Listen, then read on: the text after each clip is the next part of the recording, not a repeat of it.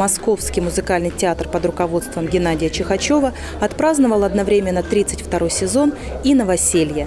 Наконец-то завершилась реконструкция Большого зала. Сегодня мы открываем Большой зал. Мы работали здесь в Малом зале с 2002 года. Нам мэрия Москвы предоставила здание.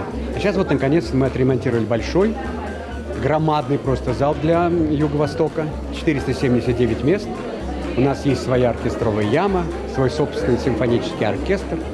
Свои ребята, которые классно поют, танцуют. Вообще все увидите сейчас, когда придете.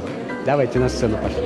До сих пор театр ютился в одном лишь малом зале, выгороженном из фойе бывшего кинотеатра «Ташкент».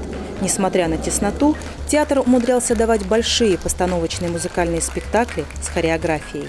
Детский театр, профессиональный детский театр. Вся энергия которого, творческая энергия, организационная энергия, направлена на то, чтобы нести радость детям, сам сегодня получил большую радость от того, что он получил вот это новое здание, новую сцену. А это значит, то, что он может давать ребятам, становится больше.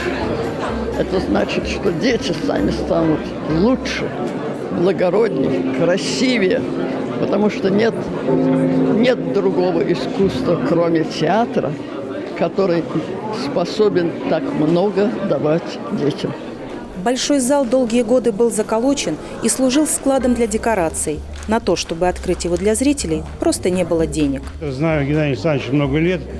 Человек пробивной, целенаправленный и, самое главное, идейный. Вот он идейный. Он эту идею подхватил когда-то, она у него проросла.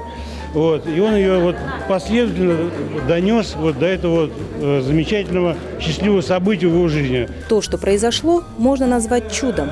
В отдаленном от центра промышленном районе появился собственный полноценный театр. И это очень важно, потому что театральное представление должно пробуждать в людях их лучшие качества. В этом главное предназначение театра.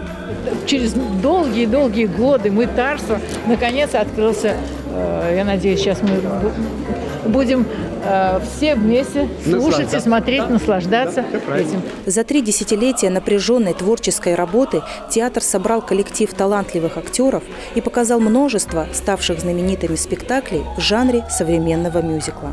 То, что город приобретает в лице этого театра большой, заметный уже, все более заметный очаг культуры, это свидетельство о том внимании, которое уделяется в Москве развитию, я бы сказал, периферийных районов города, которые начинают оказывать заметную конкуренцию центру.